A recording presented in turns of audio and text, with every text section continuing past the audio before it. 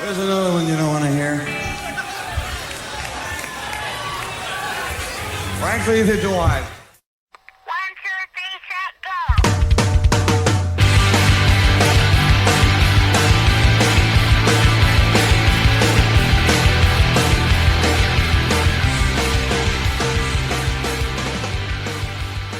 Hello and welcome to episode 90 of the Power Chord Hour podcast.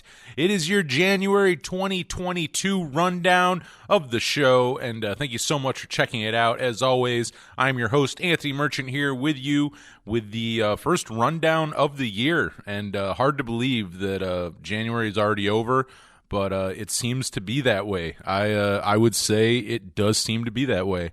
But flew by. I stayed busy, I feel like, this month. Not a bad start to the year.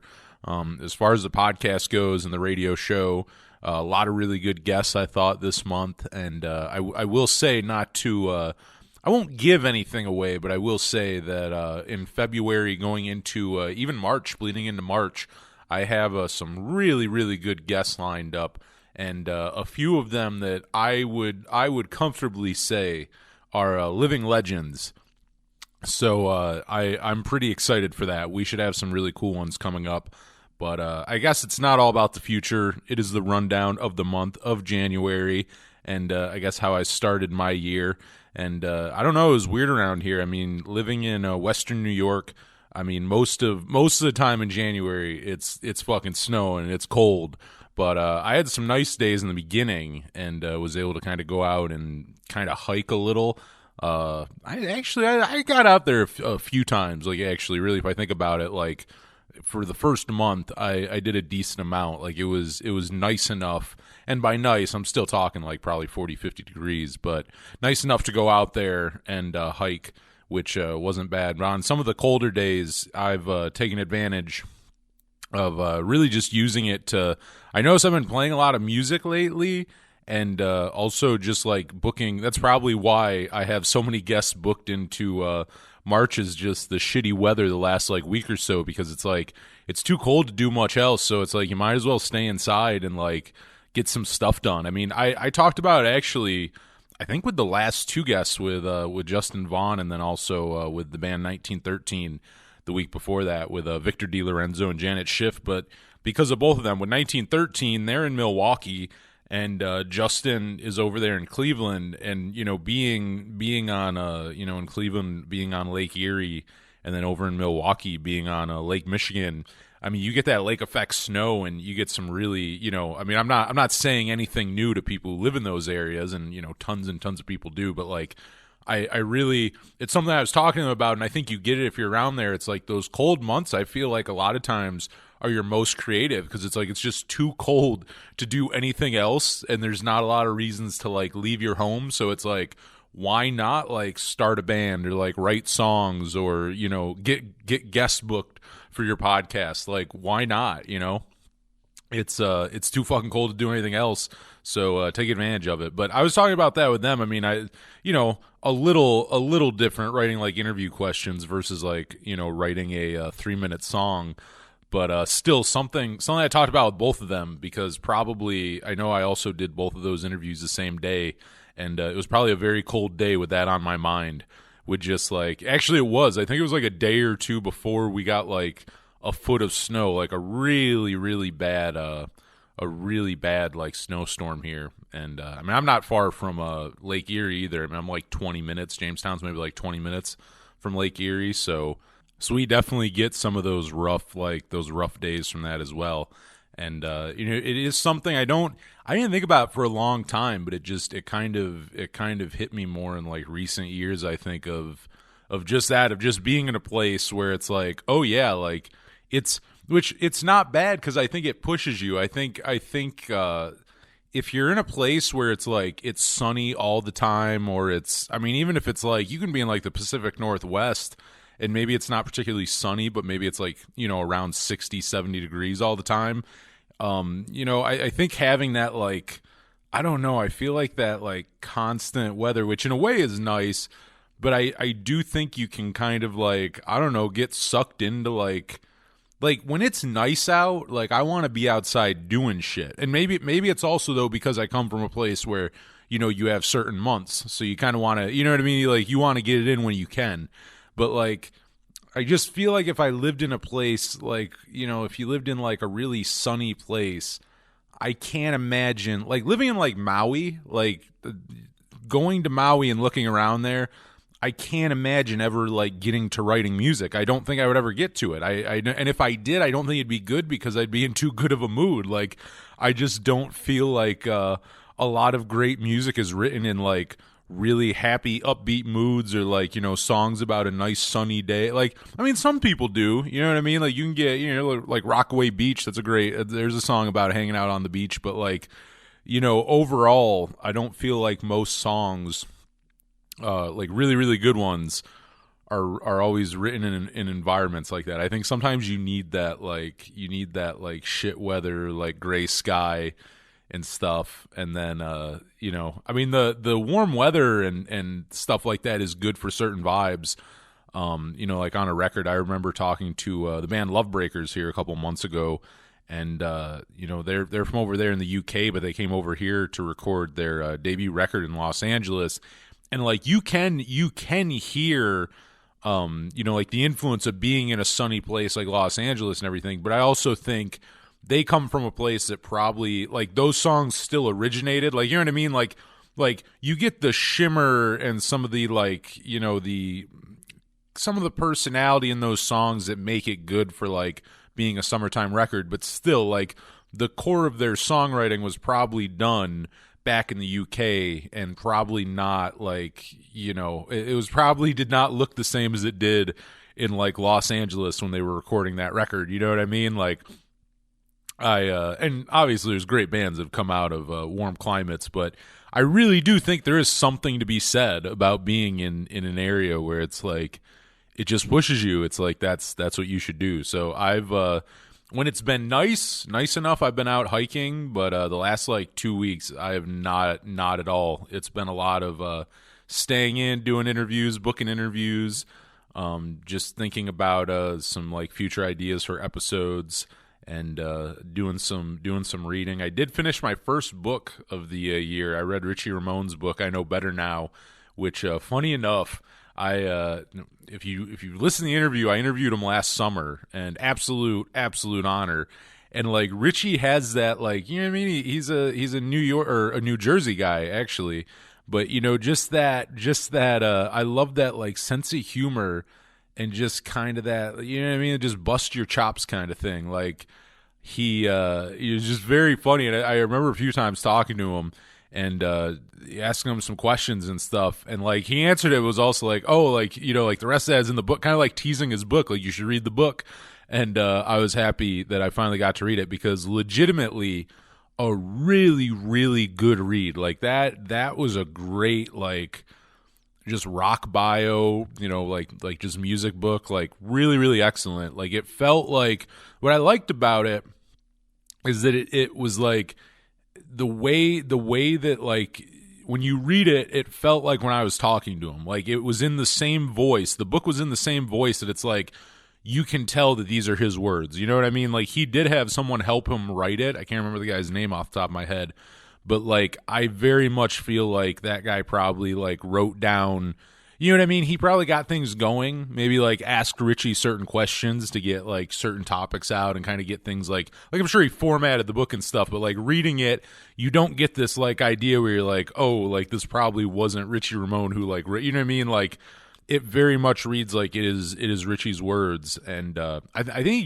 gave a really good account. Like I would say, if like it was really good to like hear about like his beginning, and like really it's funny because he gets in a little bit of like music theory and like dissects and breaks down his like drumming techniques, and also like, I mean, from being like he played polka before being in the Ramones, and like talking about how like playing polka and some of the techniques and different stuff, how he applied that to the Ramones. Like really amazing stuff. Like really, like you can tell that he loves playing drums and he really loves being a musician. Like it's a genuine thing. Like you read it and like he's really, and again, like it's just surprising for Ramone because, I mean, none of them were very like, I mean, Johnny Ramone, if it wasn't a bar chord, like fuck that. Like, I mean, he wasn't about it unless it was a bar chord, you know what I mean?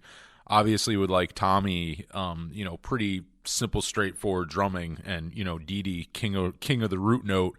And, not shit on any of them, obviously. The Ramones are a magical band, and, everything about them made the Ramones the Ramones, I mean, at the end of the day. But it's just neat to hear because it's not, I just don't feel like that's something you'd expect from a Ramone, like to really hear them break down like techniques and patterns and like different stuff like that. And also like, I mean, they, like they liked other stuff, I mean? Like Ramones like different kinds of music and stuff, but like, I feel like Richie really like, he's really like a student of music, like not just just punk. Like he's really a student of music and like appreciates just music in general. Like really like a background, I think a different background than the rest of the dudes really had. And I can't speak for Marky because I don't know his I mean obviously playing like Richard Hell, but like I don't know like if he took lessons or like how he kind of trained or anything like that. But, again, like the most in depth you will ever hear Ramone talk about like music or like break it down.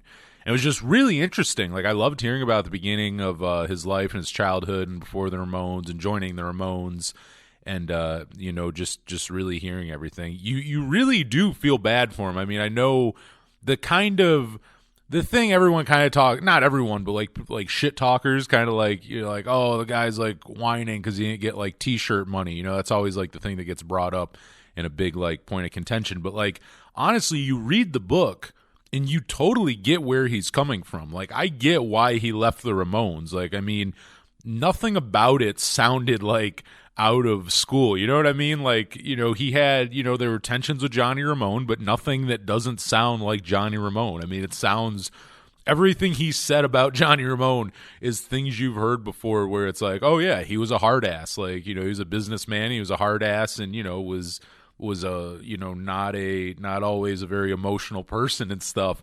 And, his accounts of that and everything seem very accurate by all their other accounts you've ever heard. But, I mean, I loved hearing about, I remember interviewing him and telling me that he was really close to Joey. And, he really was, like, reading that book, he was extremely close to Joey. And, it was very sad too, actually. I don't know. I won't say anything. Maybe it's a spoiler in the book.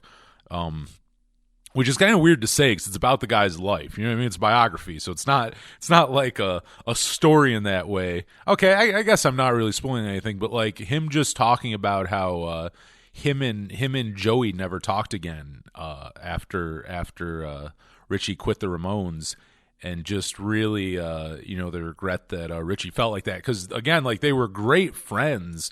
And, all like his reasons for leaving the Ramones were more based on, Johnny not wanting to give him, more money or more credit on things, which again, I mean, at that point you have to think about, and I was thinking about it too, like Richie was in the band like 4 or 5 years by the time he left, which was longer than Tommy was in the band and was about as long as Marky was in the band at that point before Marky came back and was on like just as many records. I think Marky had him still beat by like, I think 1 or 2, but like by all means, Richie was in that band for quite a while. And also, if you think about it, he joined in 84 and the Ramones started in, I believe, 75 or 76. So, I mean, he started within the first 10 years of the band, like not a founding member, obviously, but like, definitely deserved credit. I mean, reading it, you kind of get that vibe too, where like he never really got that validation that he was a true Ramone or that he was an official member, which again, I think is bullshit. I mean, he wrote songs on all the records, all 3 records he was on. He wrote songs.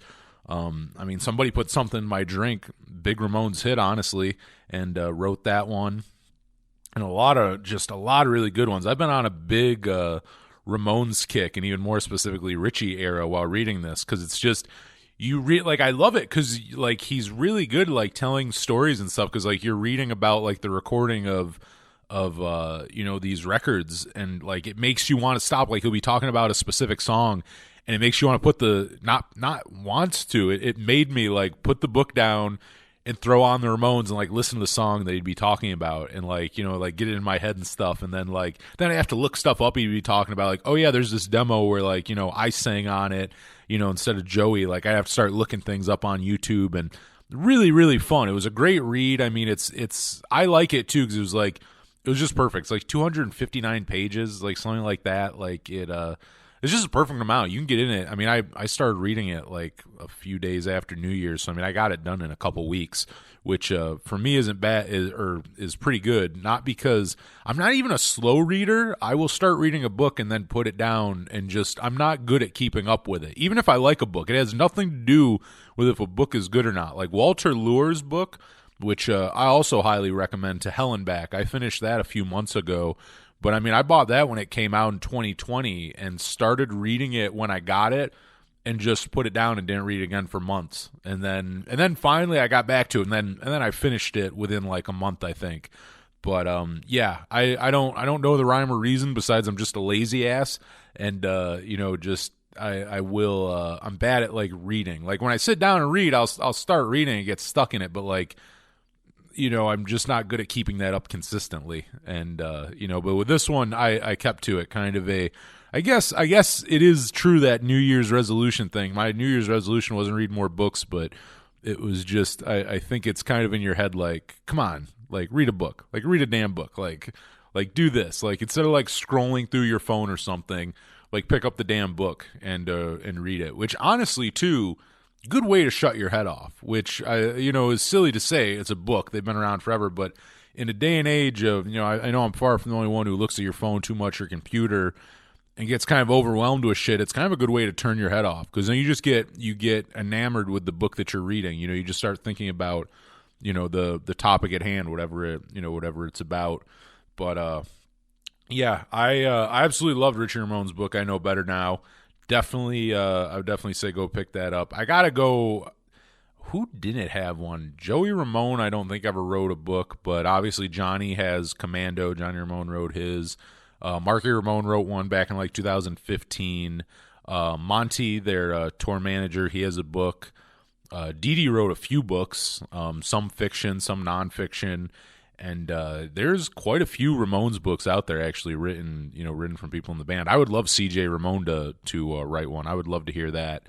And that was the other thing. It was interesting to hear that stuff, like after the Ramones and Richie, with what he did like in music and outside of music. Just kind of just very, very interesting. I don't know, if you're a Ramones fan, I think it was a good read, because I think including Richie, there was a time, and he's not wrong about that. I think there was a time, and now people have turned around. People really like again, you get some shit talkers here and there, but people love, I think, Richie Ramone era Ramones.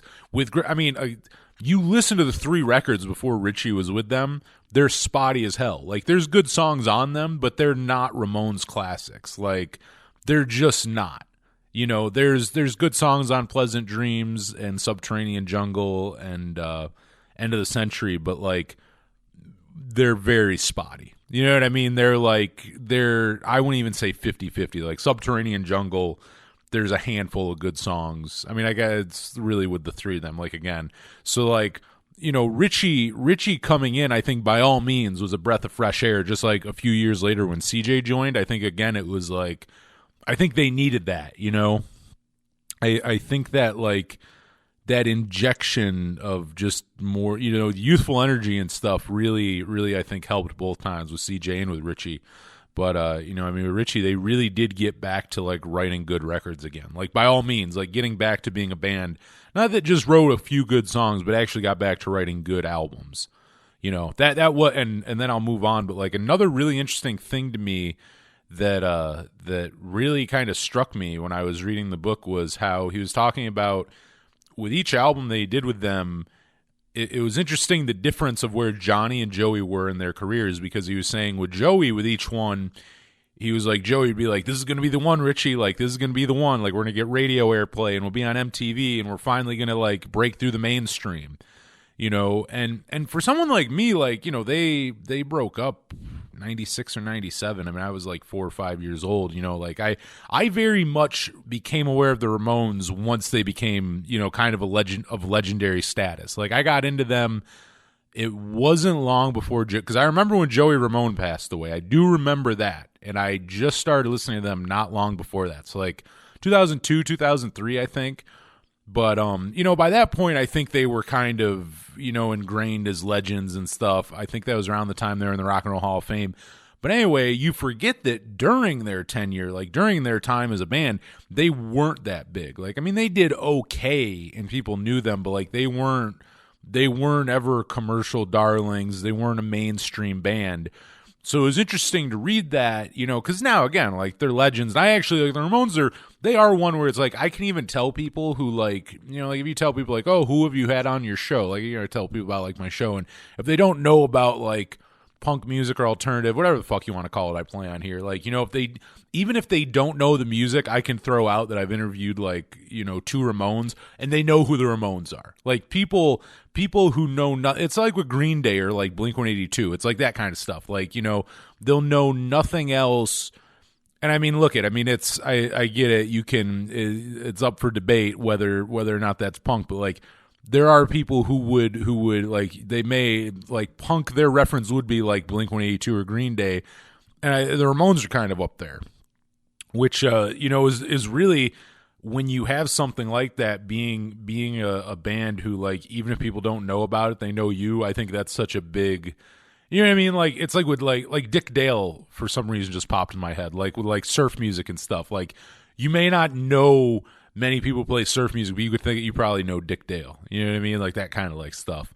But anyway, getting back, I'm getting so sidetracked. But with Joey, just, really, he was saying, like, Joey still had this genuine, like, we're gonna make it. You know what I mean? Like, they were like 7 or 8 records in at this point, and like still with each record, he said, still had that enthusiasm and like really was still trying for that. And he said with Johnny, it wasn't that way. By that point, Johnny had kind of, given up, I think, on the prospects of ever making it big, or the band ever kind of doing more than what they, already did, which it was such an interesting thing as a fan to like read that, and the contrast of one of them going, who gives a fuck, let's do it. It's not even to say that Johnny Ramone didn't care about the band anymore, but I think he had, you know what I mean? Like, they tried, it didn't happen. And he was done with that. It's like, they tried End of the Century, they tried doing more sleek production.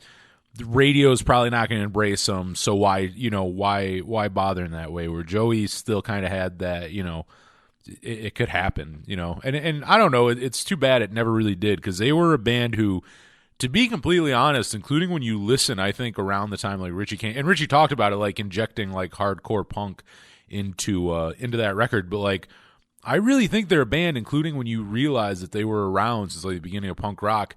You listen to later era stuff, and like the punk, like the hardcore punk influence, and like the stuff that you heard more of, like Black Flag and Bad Religion, and they're just like Circle Jerks and just SST bands, like, you can hear that in the Ramones, like later on. Like, they adapted, like, you know what I mean? Like, I feel like they continued like adding in things, like where punk was going, and not in a way of like, right, like, oh, what's popular right now, we have to do it, but like they kept pretty relevant. I think on some albums better than others, but like I do think once they stopped on those, those 3 before Richie came in, I think those 3 records really trying to make it more like a pop friendly version of the Ramones.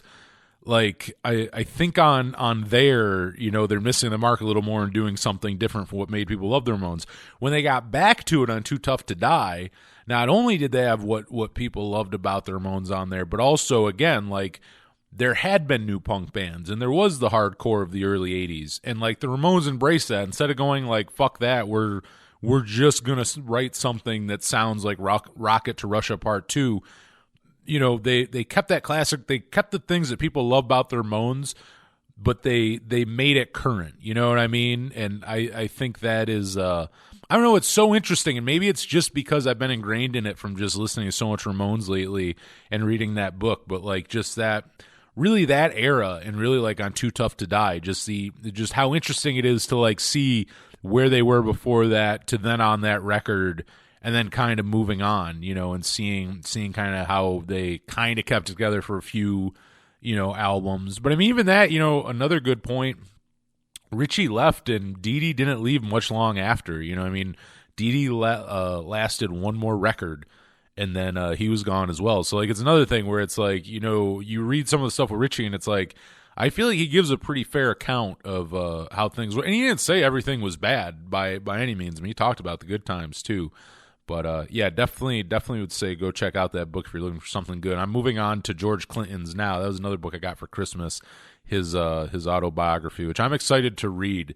But I am wondering how much he truly remembers of like the 70s and 80s. I mean, there were a lot of drugs ingested. Like, I mean, and you can say that for a lot of people, but George Clinton has to be up there as one of the most notorious, like, partiers or whatever you want to call it of the 70s and 80s. But I mean, I'm so excited to read that because that guy fucking, I mean, just an impact on just modern music that's not, he gets credited. Like George Clinton, people know who that is in Parliament and, Funkadelic, but like, I don't think that people give him the credit for like the reach, like, I mean, the man has been sampled so much, and I mean, in multi-genre too. I mean, you hear him being sampled in, hip-hop and rap and stuff, but I mean, Funkadelic, I mean, there's influence all in like rock and, I mean, true people who know their music, I'm sure you can find some shredders and like, even like metal and shit who, will have some admiration for Eddie Hazel. And I mean, even just into like classic rock. Like, I mean, you go back and listen to an album like Maggot Brain, and I mean, it holds up better than most shit, that came out during that time. I know, actually, speaking of Maggot Brain, I know I did just see something the other day. They're going to be putting out a 50th anniversary vinyl press. So I'm very excited for that, which actually I think is really kind of going to be like the 51st year, like the 51st anniversary, because I think it turned 50 last year. If I remember correctly. But yeah, anyway, I'm definitely excited to read that George Clinton one, and as long as it's going to stay cold as hell, I will definitely have time to read it.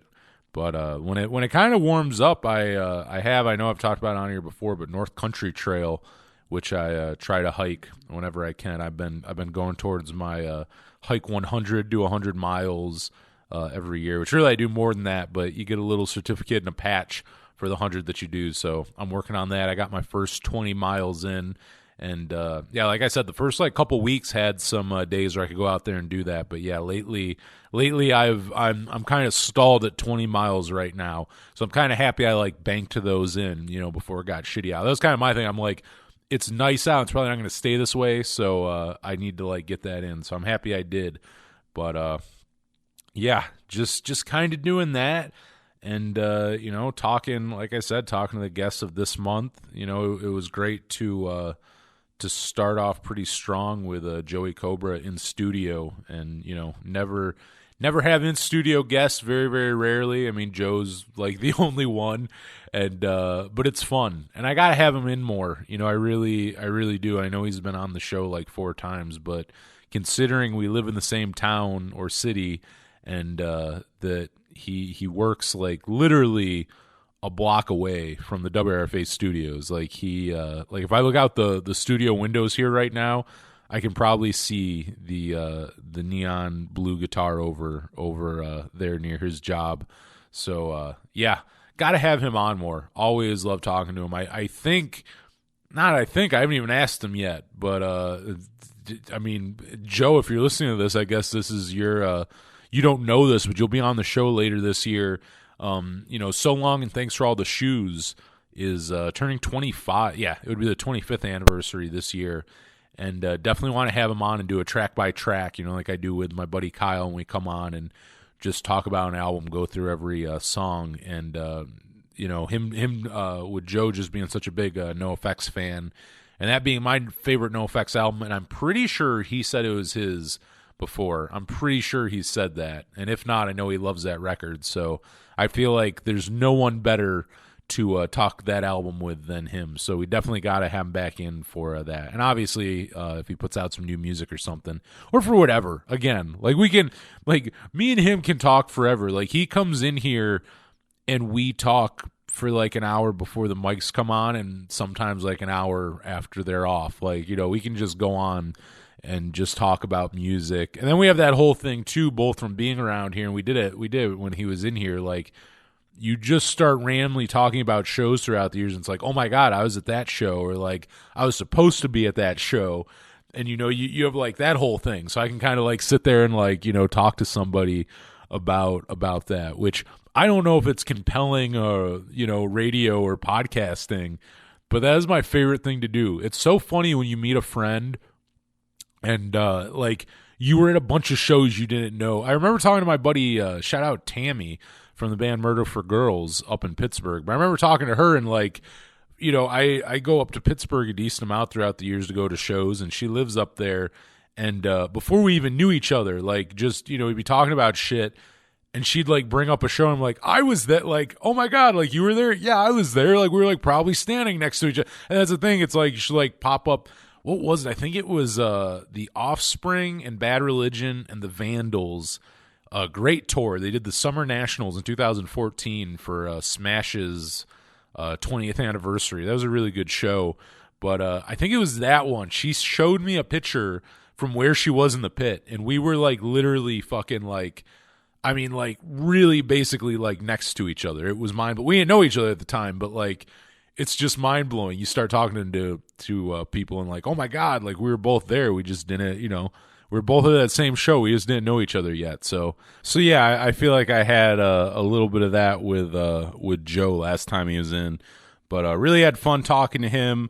1913, you know, talking about returning guests, having Victor DiLorenzo back on the show, and this time with Janet Schiff. Great time talking to them, and the whole band too. They're a two-piece, so very, very easy to have the whole band in. And I love talking to them both. I mean, Victor, even the first time it was just him. I mean, a guy who, if you don't know, the original drummer of the Violent Femmes, like, just, I mean, I love his music, and I mean, I love Violent Femmes. 1913. I've you know, I wasn't that familiar with them until I started talking to him. Then I interviewed him back in September when we played a 1913 song, and I started listening to him. And after that, I was like, I really got into him. And this new Night Crickets record that just came out last week, really, really good. Like, I'm such a big fan of what he does, and as well as Janet. But like, it's just so great when you can have people like that who you like what they do, and you just talk music with them like forever. You just like, they're just sitting here like laugh. They're both making me laugh. Like, just not.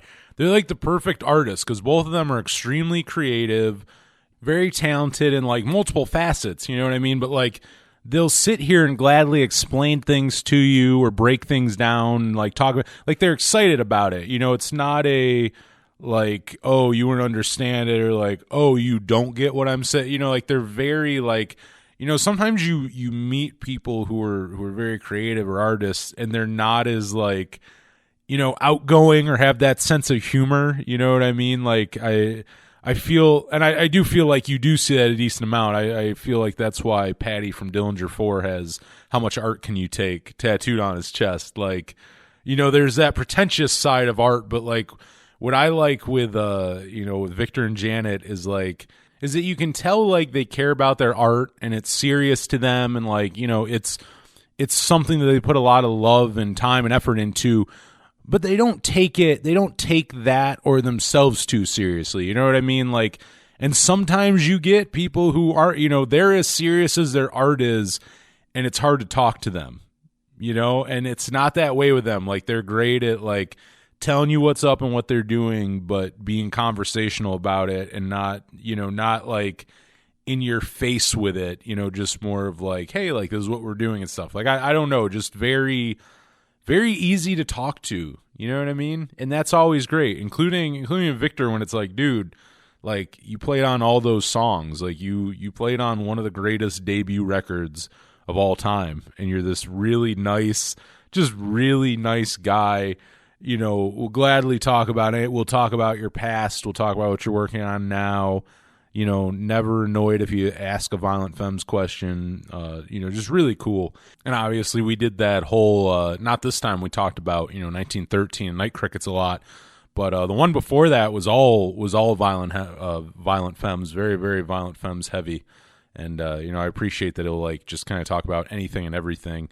And it was funny. I was talking to Janet after, like a couple days after we were emailing back and forth, and she totally forgot to bring it up, but it's kind of funny.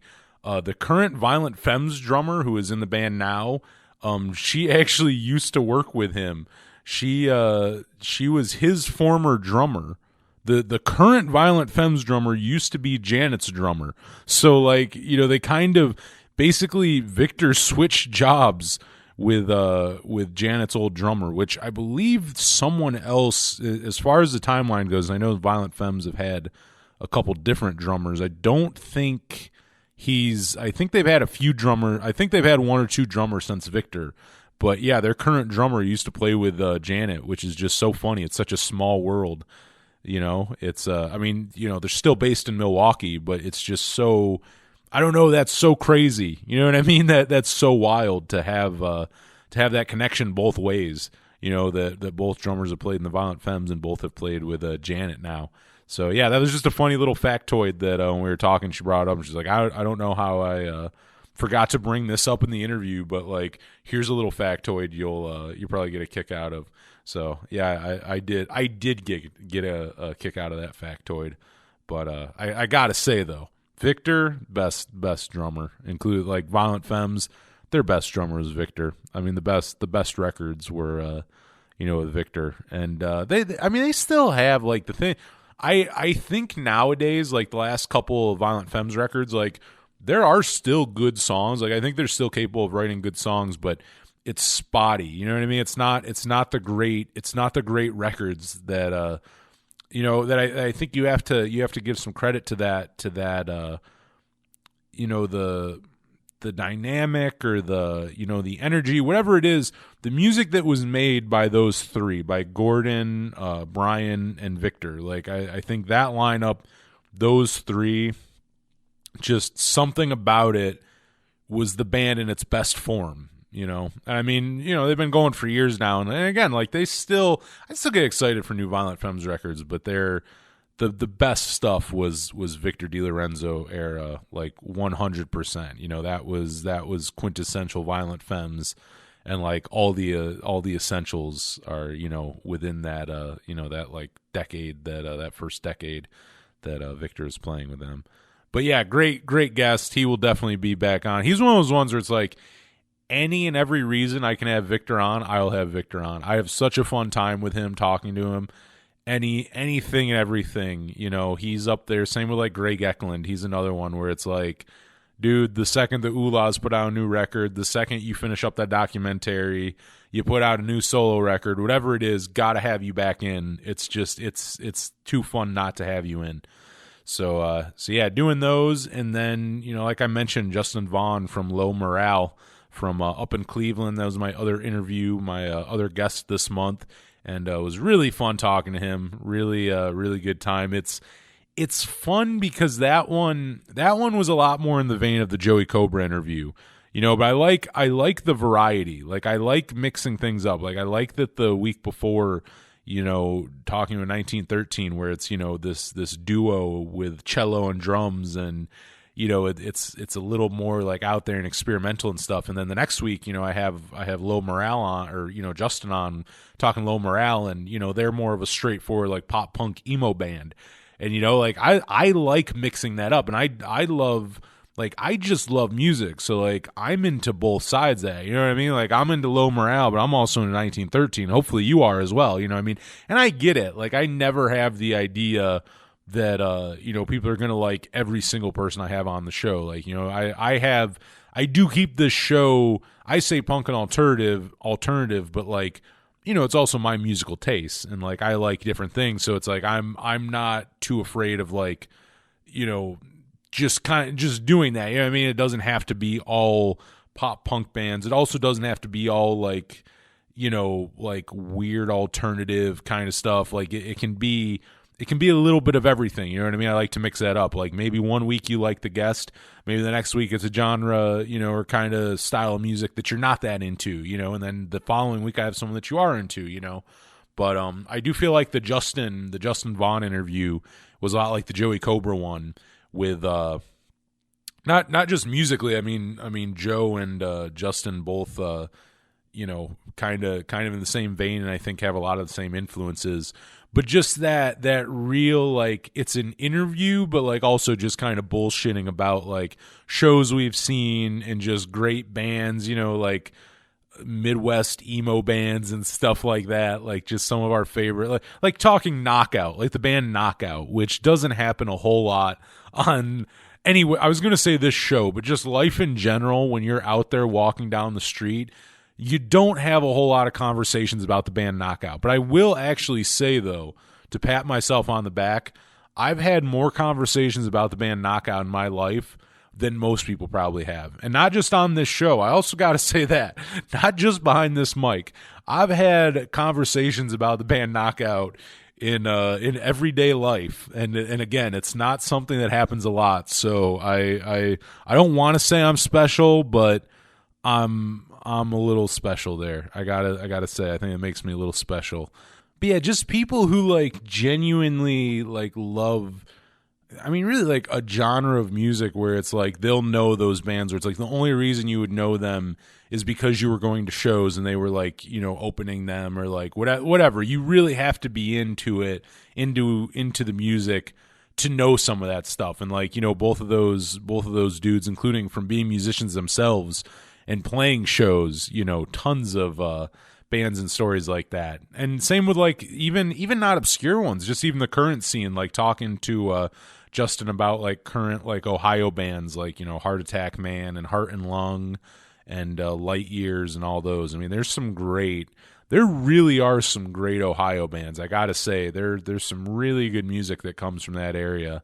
And I mean, Cleveland really, but also like Cincinnati, Columbus.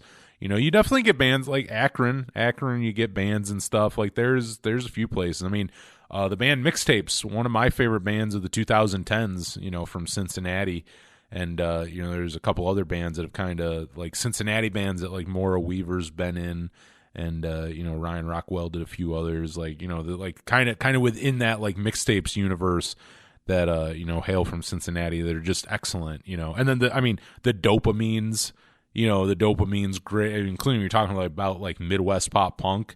I mean, so good, you know. Who else can we talk about? Great Ohio bands. 500 Miles to Memphis, our buddies in 500 Miles to Memphis over in also a Cincinnati band. Night Beast. Lots of good ones, lots of good music coming out from of Ohio. And like again, like I have a being in Western New York, and I mean, people from this area I think know what I'm talking about. And I mean, you could probably, though, you know, if you live somewhere, other places probably have an equivalent of this, so you probably know what I'm talking about. But like, you know, being in an area where like, you know, we're not like, people hear New York and they think, you know, New York City and shit. I'm so far away from that, but I'm only a few hours from Cleveland. So like, you know, just spending a lot of time up there, even though I'm from New York State, you know, Cleveland, I have so many memories and stuff in, you know what I mean? Like almost like you're living there. 'Cause not like just a few, like years and years and years. Like, I mean, I you know, COVID times not going up there as often, but you know, back in like college days, like College Anthony, I mean, goddamn, College Anthony was going up there constantly, you know, nonstop. I mean, tons and tons of times a year, you know, not once or twice, more like once or twice a month.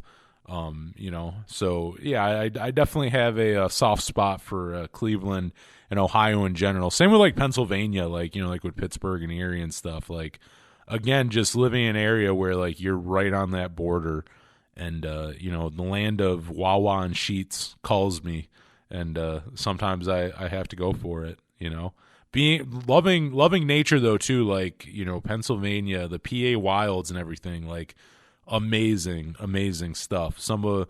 And I don't think people, I think it's one of those things where if you know about it, like you definitely get people who are like hiking enthusiasts or like, you know, are just really into like going and finding the best national forests. And not even like national parks, like national forests and like some really good hikes and primitive camping places. I mean, Pennsylvania has some of the best, I think, out there. But again, I think it's one of those things where it's not it's not, whether you say common knowledge or just like the average person, I don't think realizes that. It's not maybe the first place that jumps in your mind. But I think if you've been there, then it does, because you know how great it is. But yeah, so I like that, you know, like talking, and I won't stay on it because I think I probably talked about it when I talked to Justin. But like I think something that I can get out. I did talk about this with Joey because he's from here, so he can you know, he knows what I'm talking about when I talk about it. But like, I think something I take away with, I look back and go, you know, being from a smaller area where, you know, music scene, we have bands and stuff like that, but like not a like punk alternative music scene, like bands, not right now. It's kind of sounds outdated, but more like, I don't know, maybe even like 5 years ago, like I feel like everything around here, you know, you were either a metalcore band, like really that's all, like there weren't punk bands. And that's why I love Joe so much too, because like he was in the band Wake, and it's like there's no punk bands, pop punk bands from like Jamestown or Chautauqua County, and you know, those dudes were doing it when no one else was, and I really, really appreciate that. You know, I appreciate when people, including a time where there's no scene for them to join and go play bands who sound like them. You know what I mean? You just have to kind of go like navigate a music scene of like jam bands and metalcore bands, but you're playing like pop punk, you know, you're playing like Fat Records drum beats and stuff. So it's like I definitely give them credit. But anyway, I think being in a place like this, sometimes you can be bummed out where it's like, and it really is probably anywhere that's small or doesn't really have a music scene, which there are small places that still have great music scenes. So size doesn't have so much to do with it. I think there's small areas that probably have better music scenes than like big cities, you know, so that doesn't matter so much. But still, either way, coming from a place where maybe you don't have the music scene that you wish you did, but like I look back now and I go, I appreciate though that I was near so many places where I could take part in different scenes. Like maybe I didn't have my one main scene in Jamestown where like it was the venue I went to see all my favorite bands at and all these like great local bands and shit. Like,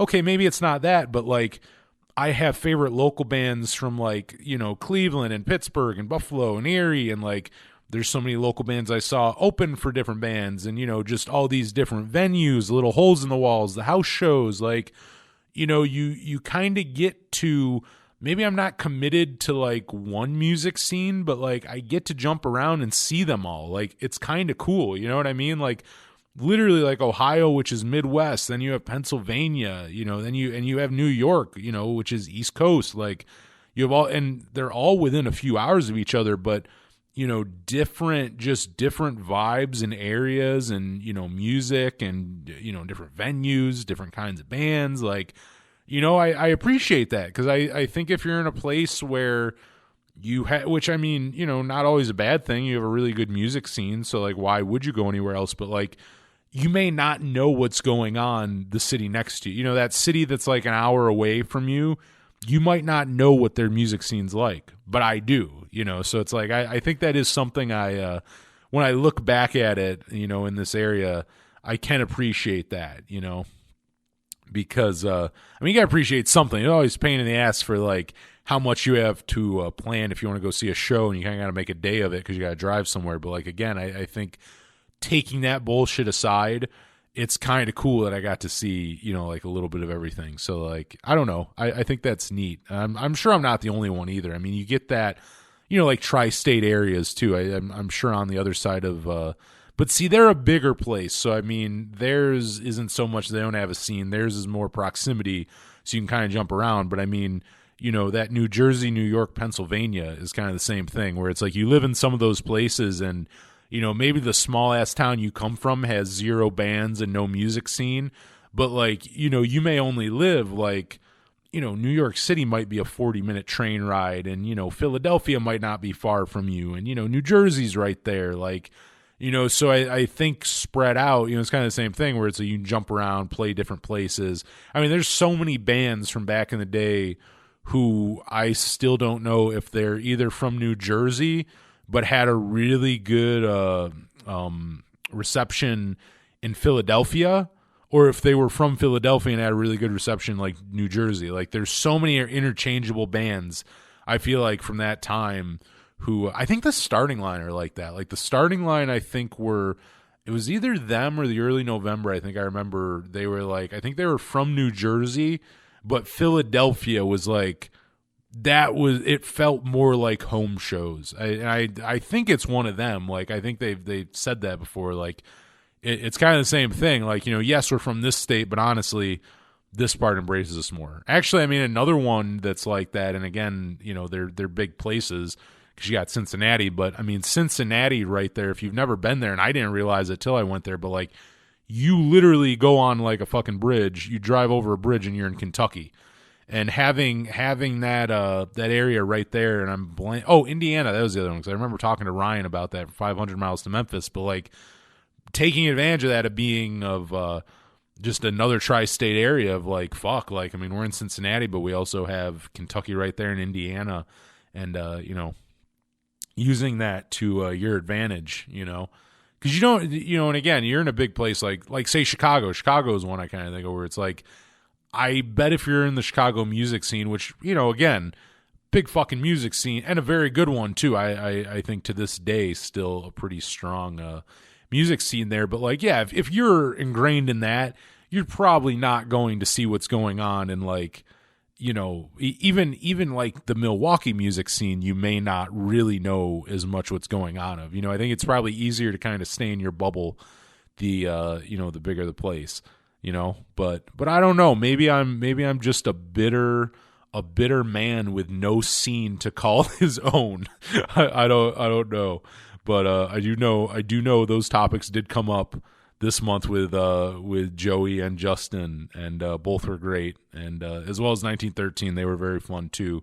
But I don't think we talk so much about music scenes. Maybe a little like Milwaukee music, but not so much about different ones. But yeah, great guests to start out the year. And again, I have some ones I'm really excited for coming up. I'm recording this Friday night. Normally I do this like Saturday or Sunday night. I'm actually recording this Friday night, so actually it'll probably come out like Sunday.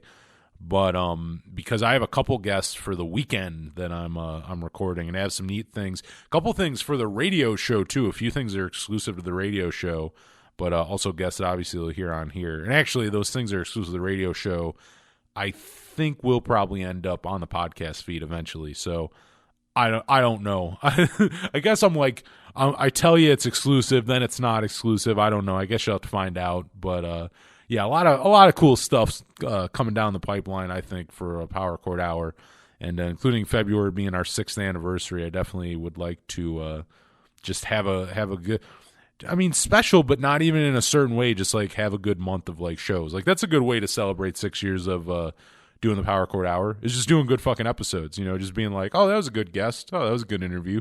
So hopefully I do that coming up.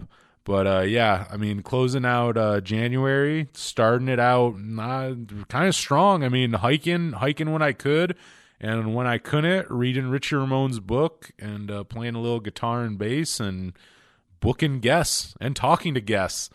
I've been talking to Zach, who we have, you probably know from here, Zach, and Zach. But yeah, from the bad boy of Illinois, Zach Gorshesky, and I think we were kind of talking not too long ago. He was talking about maybe us playing, trying to write some stuff together. And we talk about it constantly. That's a thing.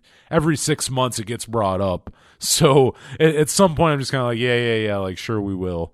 Even I get kind of cynical about it, but I know we've kind of been talking about that, and I've been noodling around with shit. So maybe I'll write something that just hits me, and I gotta write with them. It'll be interesting because I talk to a lot of, I interview a lot of people who like write like remotely, where like, you know, I mean, Night Crickets, Victor DiLorenzo's new album Night Crickets, he all three members were in different places of the world. I think David J was over I think he was in the UK actually, when they recorded it. But like, I don't know, I think most people prefer being in studio or in person if you can. But you know, it's always interesting, like with Zach, with us sending you know, ideas and stuff together back and forth, because it never gets super, you know, like I've never went the amount, like Blink-182 recording in different studios and sending shit back and forth via email. I'm sure was a lot more.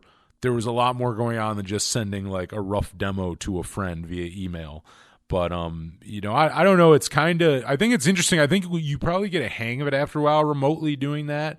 But in the beginning, I think it's kind of hard to get used to. Like, you send the idea, and it's not real time either. Like, there's which is good and bad, because sometimes it's also weird to be in the same room with someone as you're playing that, and vice.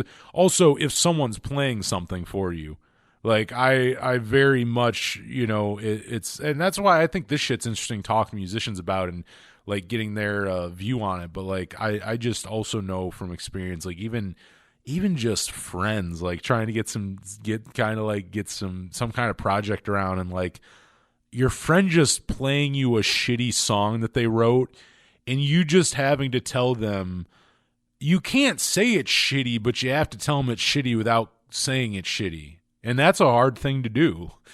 I've also been, I think I've gotten better at it, but I think in the beginning, I think as a teenager and I'd play with friends, I think sometimes I'm like, what are you guys talking about? But like, that I'd be too like, this song just fucking sucks. Like, I think maybe I was too on the nose, where like I had to learn, like, you gotta tell them it sucks without telling them it sucks. Whereas maybe in the beginning I would tell like friends, like, no, it sucks, and I would put it out there. I'd be quite literal. There wouldn't be, I'd make sure there wasn't a way you could misconstrue it. You knew that I thought it sucked.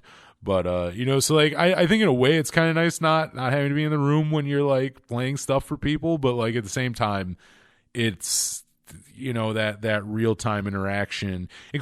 I think it's better to be in the room if it's going well. If the song's not good, it's better to have sent an email and not have to be in the same room as them when they listen to it. But yeah, I don't know. The maybe I'll crack through. You know, like I was talking about with the cold weather, writing, getting creative and writing music. Maybe some of the stuff I've been playing to lately.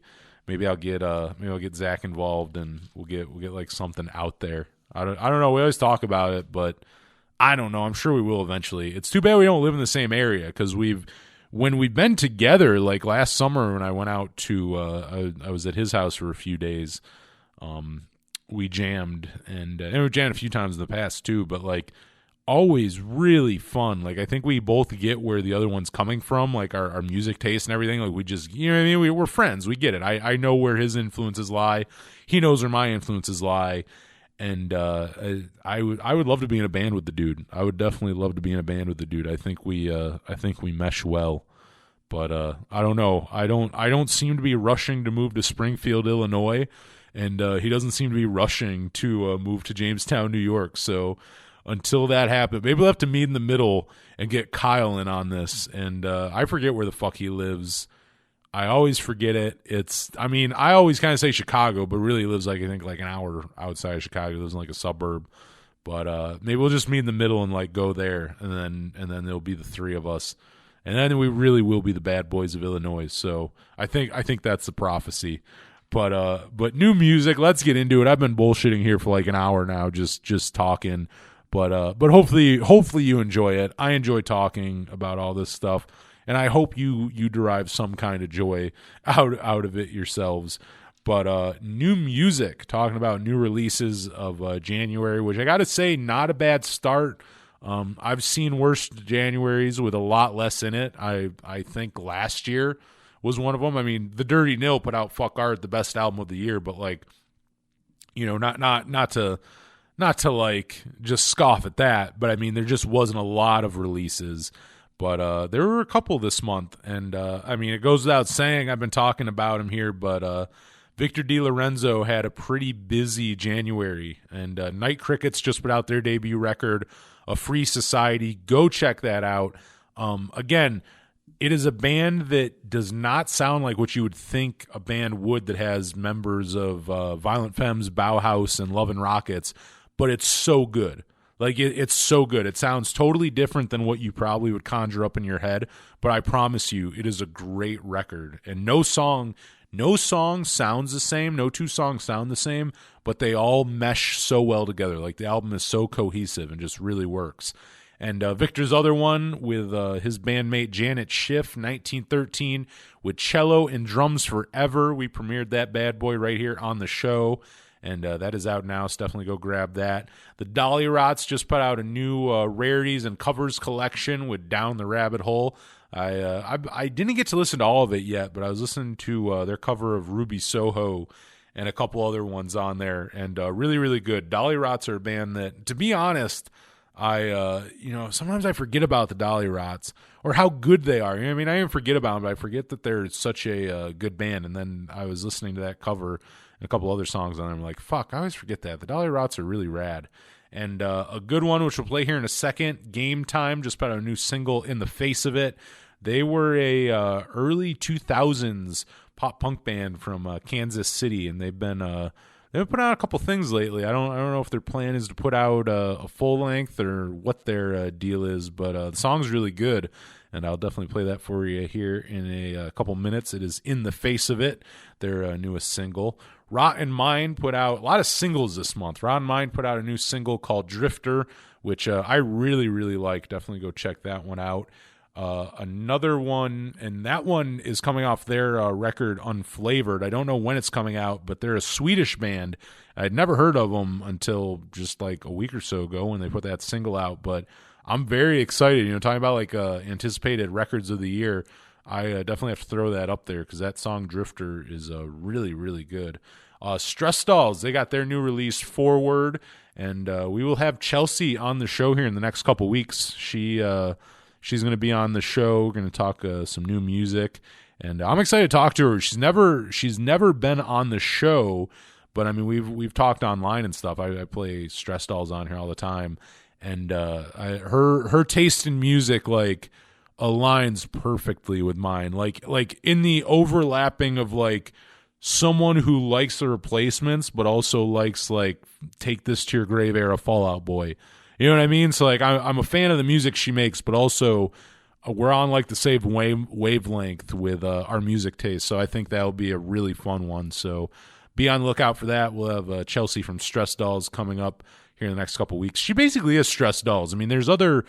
She does like full band and acoustic, but like at the end of the day, she kind of is Stress Dolls. But I would go check that out. Their new release Forward. Great Buffalo band just from up the road here in Buffalo. And another good one, another single. We got Bring On the Storm with their single Decompose. One Hidden Frame just put out their latest single, You Are Free to Go. We'll play that here in a minute too. And kind of a tearjerker, but like a tearjerker with riffs, with like really good riffs in it. And really enjoy the song. New album from Billy Talent. They just put out Crisis of Faith. Greg Barnett of the Menzingers just put out another single, The First Dead Body I Ever Saw, and that comes off his first solo record coming out next month. I'm really looking forward to it. Don't Go Throwing Roses in My Grave. They'll be out February 18th. I played that title track. It was either last month or maybe the November rundown. I think November rundown. I think it came out in November. But I like this new single. I like the last single more, but The First Dead Body I Ever Saw was still pretty good. I'm really excited for this new record. And I mean, Will Yip, he produced it and also I think played drums on it, I want to say, which I mean, Will Yip is like, if you want to talk about like modern producers, I mean, he's up there as one of the best. I mean, he's produced some of the best like modern day just fucking pop punk emo alternative classics. Like that guy can do no wrong, and he's worked on a couple Menzinger records and always good. So I mean, the fact Greg is an amazing songwriter, and then you have Will behind him. It's gonna be fucking good. Short and sweet, it's gonna be fucking good, kids. And another one, and I'm gonna play this for you right now. Let me tell you, I gotta say, the UK the like best music of this year, I think, is going to be coming out of the UK. With between Lovebreakers being in the studio right now, which they've been teasing stuff on social media, and when I interviewed them, they said they were going in studio, and they weren't lying when they said they were going in studio in 2022 because they're already in there. And between that and this band Reminders, who I'm going to play you something for in a second, another UK band. I mean, the best music this year, I think, is coming out of there. Between whatever follow-up to Primary Colors Lovebreakers puts out, and this new one coming out from Reminders, their new album, Best of Beach Punk, it's some good fucking music coming out from over there. And if you don't believe me, I'm going to play the first single off that upcoming record, and it'll be coming out over here in the States on Wiretap Records. I forget who's putting it out over in the UK, but coming out over here on Wiretap Records. That label continues to impress me. Also, Lovebreakers are on there, but fucking Wiretap Records just knows good music. They know when a band is good. So I keep talking them up, but I'm going to let the music do the rest of it. Right now, here is Reminders with their new single Carousel right here on the January 2022 rundown of the Power Chord Hour podcast. 2022 rundown of the Power Chord Hour podcast. That was a new single from the band Gametime, In the Face of It. Like I said, they're a great early 2000s Kansas City band, and they're back to making some new music and some really good stuff there.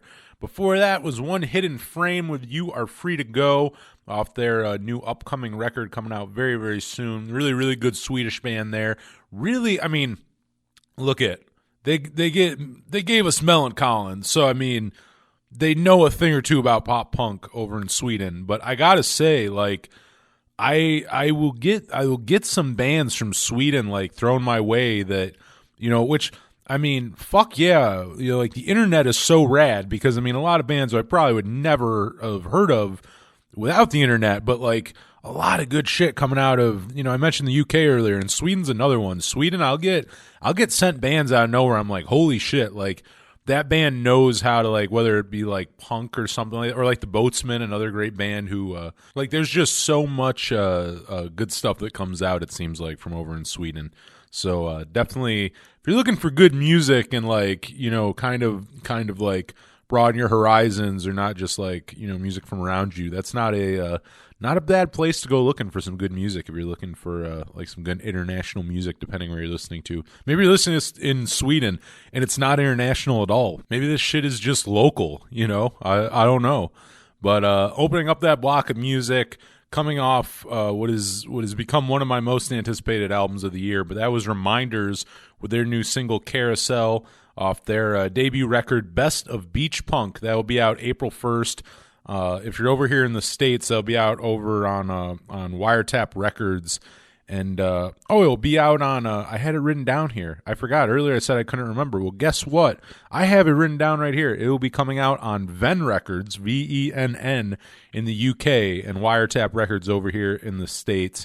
And again, very, very excited for that. I maybe have heard a couple other songs off the record too, and holy fuck, it is good. It is really, really good. Like excited. I'm very, very excited. Excited might be an understatement. I'm really stoked, including when a newer band like that comes out and just fucking hits you right away. Like I just became privy of them recently, and I went back and looked, and they have a few things out, like like singles and a couple like just random off things, but like this first full length, like this is a strong debut. Like they really got something special here, so I'm excited for it. So keep an eye out on them. They're on social media. Go follow them. I'll put links to all three of those bands in the description of this here episode. But definitely go make sure you go support all those bands and grab their music. But we're going to move on to some music news for you here before I shut the fuck up and am done with this episode. I got a few more things to say before I do so. Before the shutting the fuck up commences, I have a few more things to tell you. And a very cool one, some good news here.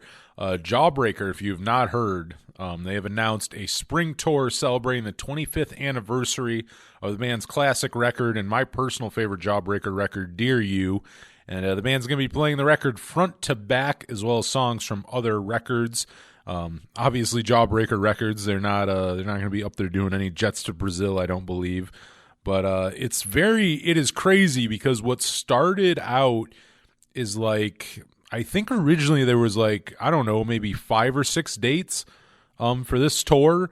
And I don't know how much was planned before and like just wasn't announced yet, or like I don't know what it was, but like these shows just keep selling out and they keep like adding to them. Like it is why, which is also cool because it shows that the demand is there. I mean, I think they were also kind of testing the waters, and I've wondered that a little bit the last few years. They're kind of testing the waters of like, you know, what markets or what places, you know, would really want to see Jawbreaker the most after they reunited. And I mean, just watching this happen the last few weeks, just adding more dates and cities, I think there's quite a demand for people wanting to see Jawbreaker play Dear You front to back. But I mean, right now, as I'm recording this, they're currently, I believe, have 28 dates altogether.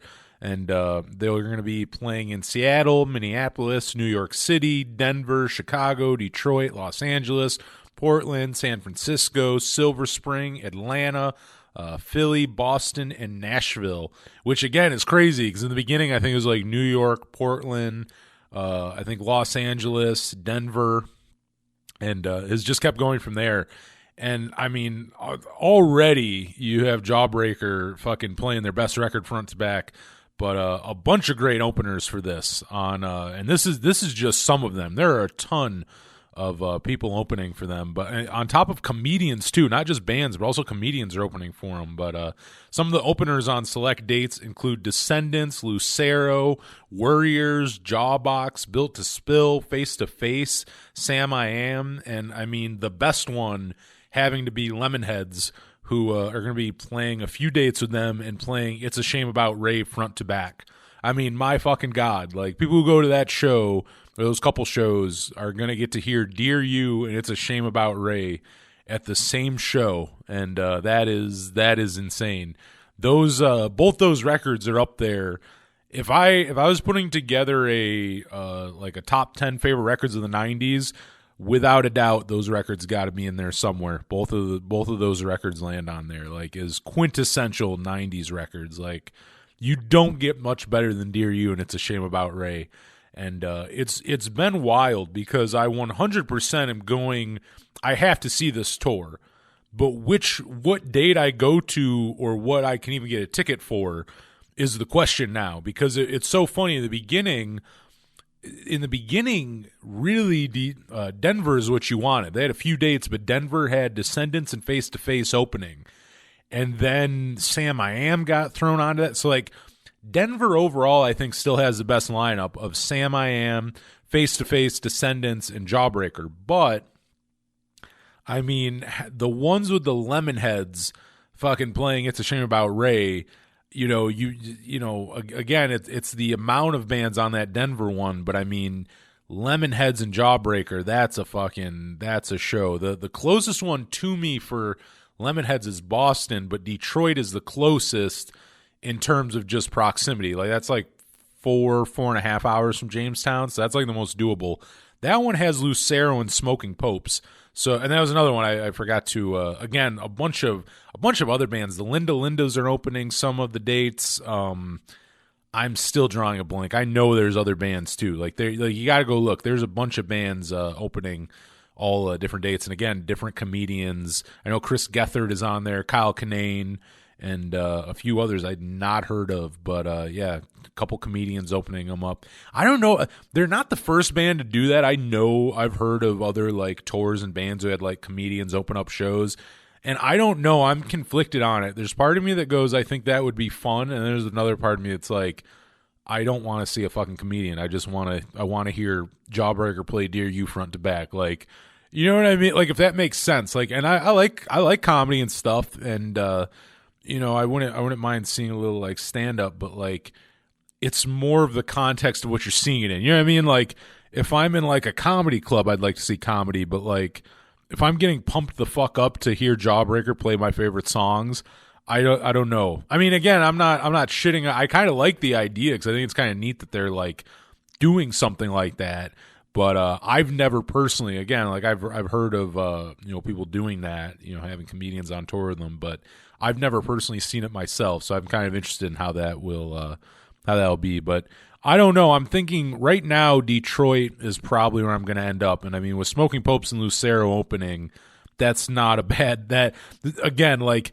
It's such a good problem to have to be like, I don't know what show to go to. Do I go to the one where Lemonheads play It's a Shame About Ray, or do I go to the one that Lucero and the Smoking Popes are at? And I've seen the Smoking Popes live a couple times. I've never seen Lucero live somehow. For a band that plays as often as they do, it's kind of like when I got shamed by that girl at Amoeba Records in San Francisco when I bought a bunch of X records and we were talking, and she was a fan of X too, and like when I told her that I'd never seen them live before, it was almost like and she's wearing a mask, so like you can only tell by like very very little, I guess, like eyes, but like her facial expression, like what the fuck, dude, like what, like you've never seen X live, like how have you never like how dare you even buy these albums, like. You've never seen them live? They play and she's right. They play constantly. Like they're always, Lucero's another one. Like, there's certain bands where it's like, I've never seen so-and-so. Well, that makes sense because they broke up 20 years ago and they like play weekends. But like Lucero is by all means a very much a touring band, and so are X, but I've never seen X or Lucero live. So maybe I'll be seeing Lucero live here coming up in April. But those are selling out, though, too. I still haven't bought a ticket, and they just added another Detroit show, but the first one sold out, so I don't know. But there's another part of me that's waiting. Are we going to get a Cleveland date? Are we going to get a Pittsburgh date? Like, is there something closer to here? Because I'll kick myself if, we have something a lot closer. I guess the other thing, too, well, I was going to say if they play Toronto, but I think with restrictions right now, I bet they don't even try to... You know what I mean? Like, everything's up in the air anyway. Like, if things had to get rescheduled, moved around for, any of these dates, I wouldn't be surprised. But I think in normal times, they probably would play something like Toronto, and that would be my go-to. But I don't see them even trying to add that right now. I bet later on in the year, I'm sure they bring this tour. This seems like a tour has to hit, like, Canada and the UK and shit. But, I think as of right now, they're probably staying around here. But, like, again, I don't know what to do because they've, like, it just keeps, like, the shows keep selling out. They keep adding, like, more fucking, like, and at the end of the day, they could have the shittiest openers in the world. Like, the other thing is how cool, like, they have all these great openers for the shows because really, like, you're going there to see them play this album front to back. Like, they by all means could just have a shitty opener that you don't care about. But really, like, they really thought out, like, again, even the comedian thing I think is a little odd. You can tell they kind of thought out the comedians they have on there and everything. Like it's really I think a well like put together tour, and I'm looking forward to it. But I something tells me it's not over. I wouldn't be surprised if a few more like major cities get thrown on there. But they're interesting because I think they're a band where like when they reunited. Obviously, they reunited at Riot Fest, and it was huge. And, they're a band who kind of go play the festival circuit. And I've seen them, like I saw them in Portland a few years ago, and I believe they're playing the same place this time. And I can't remember the name of the theater off the top of my head. A beautiful, beautiful old theater. But, seeing them there, I mean, it was a pretty big place, but it was still like, I think 800 or 1,000 people, like somewhere around there. And like, just, it's... I think with some bands like that, I think they were kind of navigating it because sure, Jawbreaker gets back together and like Portland and Chicago and like New York City, there'll definitely be people who come out to see that. But like, I think they were kind of testing waters because obviously Jawbreaker the first time around weren't very big. They got big with time, but now you're trying to figure that out because, it's not, I think it was probably like that with the Replacements a few years ago when they came back to their reunion tours. They were never huge, so it's not this thing where it's like, let's go play all those big markets. There were no markets that I think they were ever particularly big in, so it's not like, oh, let's just route it like our old, like our old routing way. Like, they're probably trying to figure that out now, like where in 2022 can Jawbreaker, like, pull in 1,000 or 2,000 people, but I think they're apparently finding out everywhere, which is very cool. I mean, it makes me happy for them. I think they're a band who very much like, again, were in their day, weren't really given their dues, and have kind of come back to get the fruits of their labors, long after they were due to them, which I think is very cool. They've teased like writing music. I don't know. It's one of those.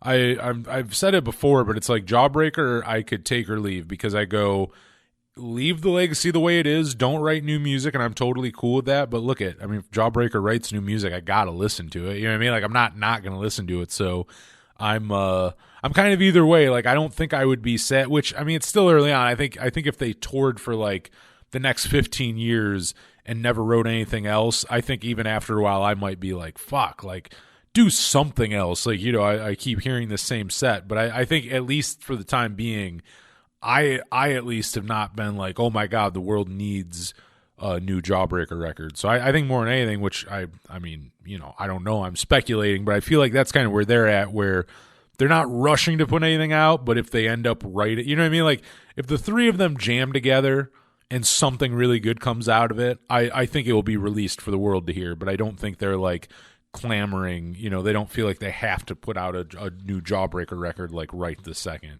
which is a good thing. It's good as fans. But speaking about new music, this is really good, more good news actually. But Bandcamp have announced that they will be bringing back their world famous Bandcamp Fridays starting next month in February.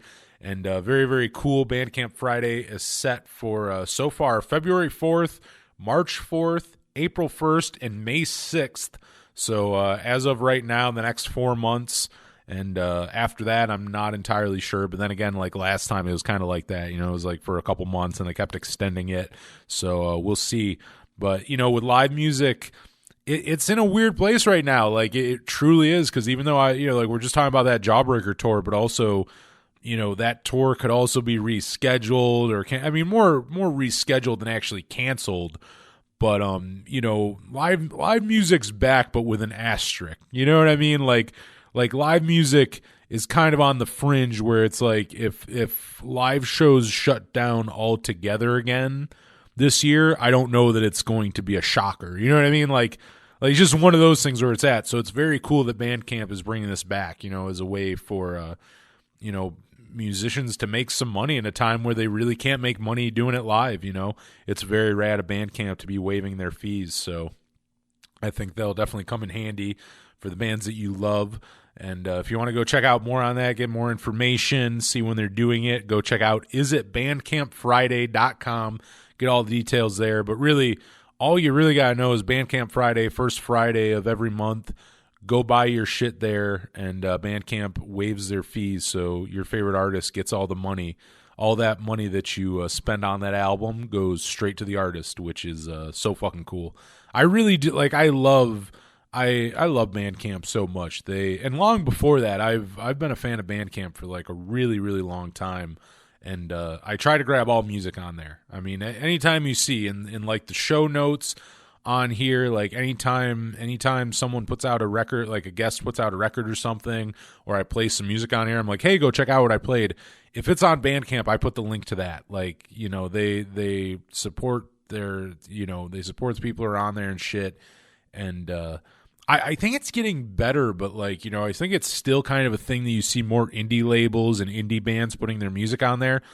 And I'm just like, fuck that. Like, I think you need to get more, like including as more people talk about, or not even as more, everyone, forever people talk about streaming services and not getting paid shit, Spotify being kind of evil, just not being the best, maybe not your buddy. Maybe Spotify is not a musician's friend. But like with all that talking shit, it's like, if people would move more towards the Bandcamp model, which, I mean, look I get it. I don't know that, and look, it would be a whole nother episode, but like, people went back to paying for music in a roundabout way where they'll pay for like streaming, but like, I don't think we'll ever get back to a time of people buying each album individually. I mean, streaming did, as fucked as streaming is, I think it did obviously help with piracy. But it opened a whole nother can of worms. But like, again, at least if you put your shit on Bandcamp, even if people aren't buying everything, at least it's there in a way, it's a much more direct way to support an artist if you want to. Like maybe you stream shit, but you really like that one album, and you go drop $9. And, that $9 goes to the band. Like, everyone talks so much about, well, how much does an artist get off a CD or out of every stream or a t-shirt or ticket sales? Like, Bandcamp, they're pretty transparent, with even when it's not Bandcamp Friday, they're very, very fair with compensating their artists, which, again, not everyone is. So what I'm trying to say is Bandcamp fucking rules, and make sure you go, what will that be, in a couple days if you're listening to this when it comes out. Bandcamp Friday, mark your calendar, February 4th. Go buy some good shit on there, and let me know what you buy on there. And one more piece of music news. I don't think it's news to anyone. You got to be living under a rock if you haven't heard of this yet. But it kind of, you gotta bring it up. Everyone's talking about it. But When We Were Young Festival, that was announced, and it is going on later this year in Las Vegas at Las Vegas Festival Grounds in October. And it's just a massive festival of just pop punk, emo, and of every like really, they hit everything on this of a certain, you know what I mean? Like there's the whole, obviously the biggest theme here is probably, you would look at it and go like, 2000s like pop punk and emo, but like they have it for everything. They have the more poppy side of it, the heavier side, the bands who are like, just really like, going through the list, if you don't know who's playing, there's a shit ton. But My Chemical Romance, Paramore, AFI, Alkaline Trio, the All-American Rejects, Boys Like Girls, Manchester Orchestra, Bring Me the Horizon, Taking Back Sunday, Dashboard Confessional, Car Seat Headrest, Glassjaw, 303, Horror Pops, the Linda Lindas, 4 Years Strong, TV Girls, State Champs, Hawthorne Heights, the Red Jumpsuit Apparatus, Thursday, Story of the Year, Senses Fail, Armor for Sleep. It goes on and on. Jimmy Eat World, like Avril Lavigne. Everyone's fucking playing this festival. It's insane. And if you've not heard, it is a one-day festival, but they've sold out. Right now, they have 3 shows altogether for October 22nd, 23rd, and 29th. And, people, I don't know. People probably know about this, but I thought I'd bring it up just kind of more to talk about it. 'Cause like, it's probably not news to anyone. You've heard about it enough, but like, I don't know. Part of me gets it. Like, yeah, it came out of nowhere. Like, it's more of that. It kind of came out of nowhere. And all of a sudden on like a Monday, all these bands started like posting about it. But like, you see a lot of people bring up like, the Firefest thing and this and that, and like, how are they going to have all these bands in one day? But it's like, it's fucking Warped Tour. Like, all of these tours do this. Like, I don't think it's all that crazy. Like, it's a festival. All of these bands are playing like a 20-minute set, a 30-minute set at most. Like, these bands are going to go up there and play greatest hit sets, basically. Like, it's like Warped Tour. You know what I mean? Like, I don't know that it's that insane. I think people think of it more because it's a time, and you know what I mean? Like, it's a very themed kind of festival and a specific kind of, like music festival in a way where people go like, how are you supposed to see this many bands in like one day? But it's like, really, I think most festivals operate this way. Like, it's a big festival with tons of bands in one day. Like, okay, it's not a 3-day festival, it's not all weekend, but like, it just, more than anything, when I read it, I just go, oh, they're just not going to play long sets. It's one of those things, as festivals are. It's the trade-off. You see, it's just like Warped Tour. You see a lot of bands in a day, but you also see those bands play like for 30 minutes at most. Like, that's just kind of how it goes. It's a festival. That's why, some people like them and some people don't. And as much as they're like, where's the money come in this and that, it's Live Nation. Like, Live Nation has a lot of fucking money, if you don't know. And before I even saw that, before I knew Live Nation was a part of it, when I was in Las Vegas, I was just kind of like, it's probably like, I've like Vegas puts on free shows and stuff, like casinos, bars, like all that, like they pay.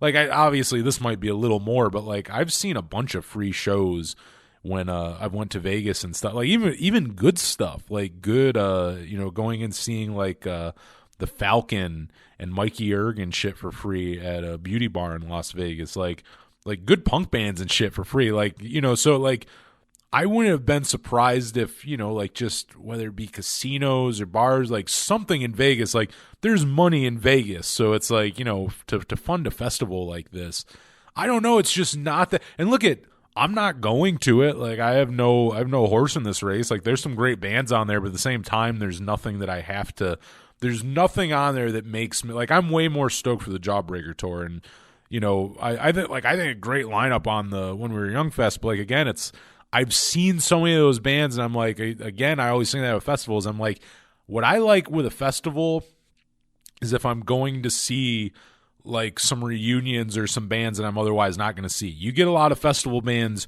who don't play out a lot. They play once or twice a year, and your only chance to see them is at a festival. Whereas I think on this one, no one on it is really like, you know what I mean? Like no one on here is someone who you can't go see at a club at some point. I mean, maybe not right this second, but like normal, like pre-COVID, you could go catch a lot of these bands live, and a lot of them touring with each other anyway. So it's like, I mean, it's neat. It's neat that they're all in one place, but it's also like, including with the prices and shit, I'm like, I mean, no one on here is really, I don't think any of these bands are really reuniting or anything like that. Like, I mean, I know like, oh man, who are they touring? Jimmy Eat World and Dashboard Confessional. I mean, they're touring anyway, so that's probably part of, like the routing, like, I mean, a lot of festivals are like that. Like with Riot Fest, you'll see a lot of, like you go to that and it's a lot of bands who are like on their way to the next place, and, in the middle of the tour, they go play the festival. I mean, it doesn't have to be Riot Fest, just about any music festivals that way. But I don't know, I thought it was weird, like just I see the criticisms, and like, I mean, there's room for error, like, but I'm surprised how cynical, and I mean, this comes from someone who's extremely cynical about shit. I can't believe how cynical some people have been about When We Were Young Fest. Like, I'm like, I mean, it's a crazy lineup. Like, I thought they did a great job at like, really catering to an audience and figuring out like what that lineup should be.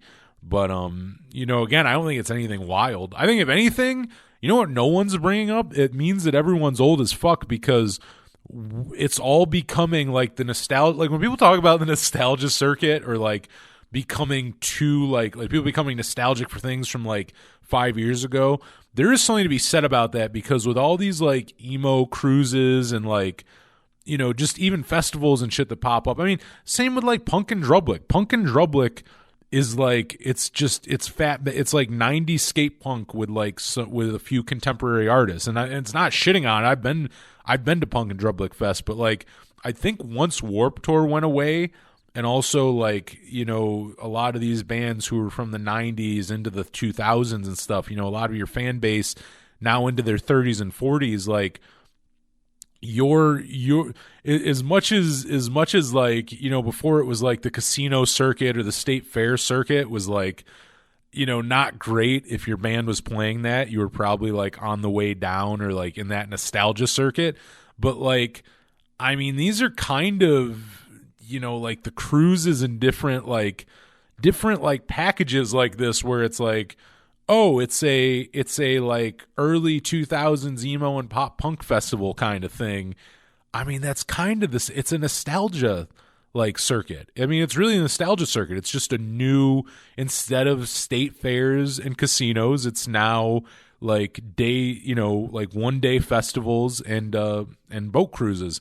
And I'm just kind of saying this as a, someone who like sees it happening. It's very, I kind of say it neutrally, because I say some of it, I think it's funny as well, because like, everyone, including in punk and stuff, like eternally youthful and like fuck you mom and dad, and it's like, nah, you eventually, like, as much as you laugh about your parents for like, I mean, it's like boy bands, like look at like boy bands are in that now, where like, your New Kids on the Block and you're In Sync and your Backstreet Boys, like, I don't know this for sure, but I'm going to say most of the people who go and see them are people who are fans of them back in the day. Like they're not getting droves and droves of new fans. Like, I mean, I'm sure there's still young people who find that stuff and get into it, but it's like, I gotta assume most of that's off nostalgia. It's not new people discovering fucking Backstreet Boys who still go see Backstreet Boys.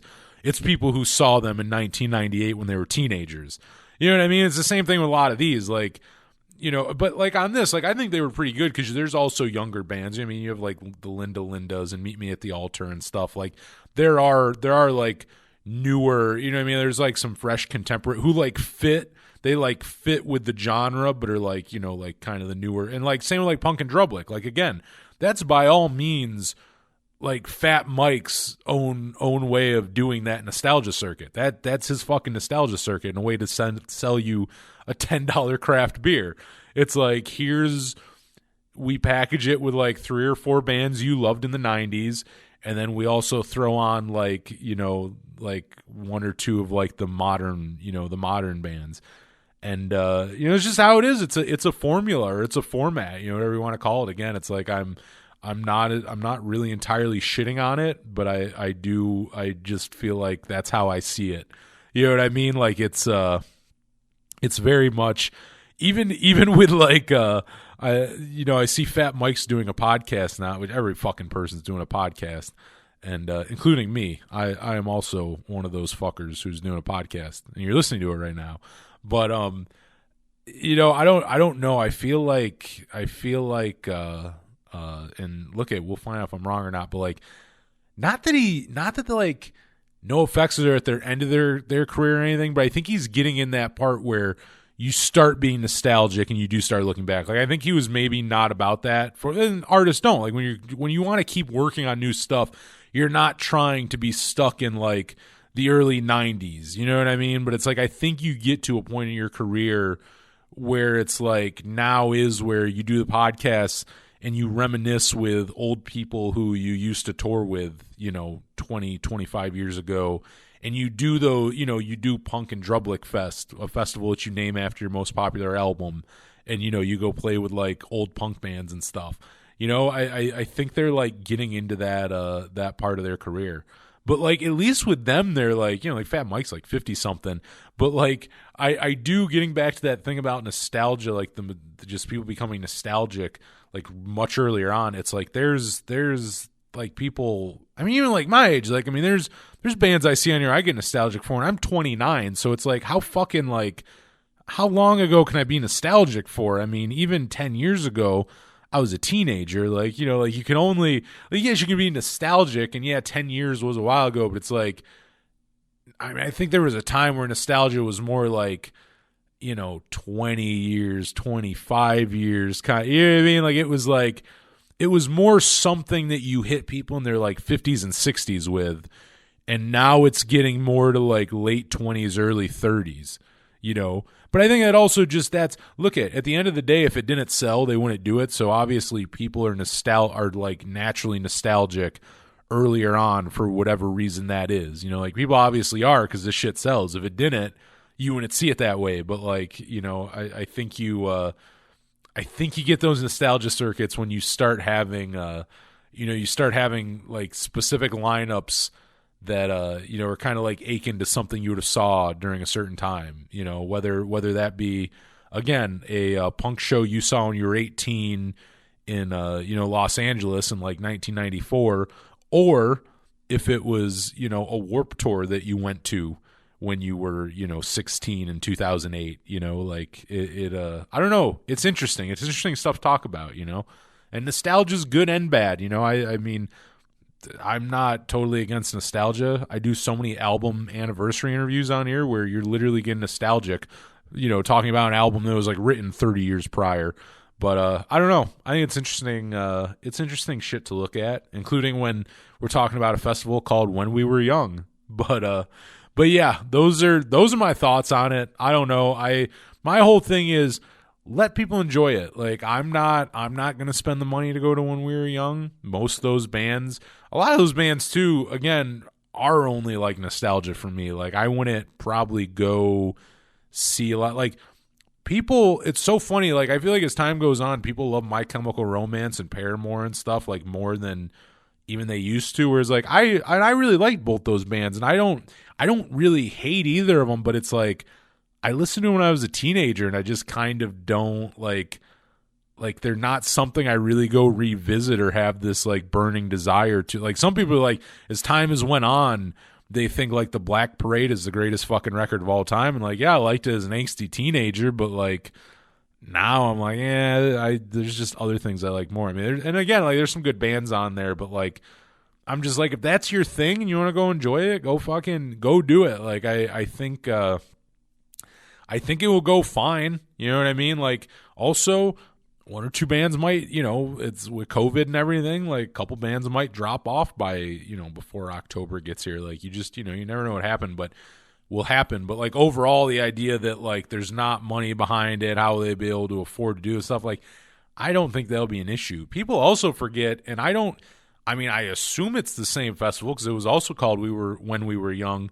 But I mean, this went on in 2018, I think it was, because when I first heard the name of it, it sounded familiar, and then I looked it up, and it was. There was like the Descendants played, and Fiddler, AFI, I think Morrissey headlined it, like, but it was in California. It wasn't in Las Vegas. It was in California, and it was either 2017 or 2018. But like Joyce Manor played, a couple others, but like not totally out of the vein of this one. I mean, just kind of like another kind of a mixture of like nostalgia, like older bands and also newer bands that kind of sound in that same vein. So I mean, unless that was a different fest altogether that was also just called When We Were Young, I mean, it's happened before. So I don't know. I don't think there's a whole lot to like worry about there. Like again, I'm not going, but I don't think you need to ruin it for the people who are going. I don't think they'll be I think it'll go off without a hitch. You know what I mean? So I don't know. We'll find out. It'll be at least it feels like a while, but it'll probably October will be here before you know it. Because I would have thought the last 2 years with all the shit going on, I would have thought a pandemic time would have slowed down. Like I would have thought it made shit really go slow, and it went the opposite. Like I can't believe it's 2022. I can't believe we're already at the end of January. Like that blows my goddamn mind. But we are. And we're also at the end of this here episode. So thank you so much. I mean, if you're listening this long, thank you. Thank you for listening to my blabbering. And it probably is blabbering because it is 3 a.m. right now. So, I'm sure at some point while in the middle of this episode, my fucking brain just turned off. And I mean, I don't know if that's true, but if this didn't sound coherent and it just sounded like rambling, my brain probably turned off. But yeah, anyway, if you want to follow us online, give us a follow at Power Chord Hour on Twitter, Facebook, and Instagram. Hit me up, powerchordhour@gmail.com if you want to talk some music. I know this is normally a spot where I say hit me up and I'll send you like some free stickers, but we're entirely out. I'm out of free swag. I'm out of shirts. I'm out of pins. I'm out of stickers. I always have kind of some guitar picks on hand that I kind of have like a reserve of, which I mean, if you ask nicely, I'll send you some guitar picks. But really, as of right now, I gotta think of what the next move is for some swag for the show. But yeah, if you want to hit me up, powerchordhour@gmail.com for whatever. We talk some music. Tell me you like the show, don't like the show, whatever. That is a place you can find me. And if you want to hear the radio show, new episodes every Friday night, 10 to midnight Eastern on 107.9 WRFA right here in Jamestown, New York. And you can listen to that from anywhere. You can stream the station on their website, WRFALP.com, so you can listen to that from anywhere in the world. And yeah, I would love if you did listen to that. But that is going to be it. Rate, review, subscribe wherever you're listening to this. And that'll be it. I'm going to have a bunch of great guests. I think we're going to be very guest heavy here. Really, probably up until the February rundown. I think we'll have a guest every week up until the next rundown. So I'm excited for that. And like I said earlier, I have a few people booked who I by all means consider living legends. So I'm nervous, stoked. I'm all those. I'm both and all of those things. And until next time, for the Power Chord Hour podcast, I'm Anthony Merchant, and thank you so much for listening.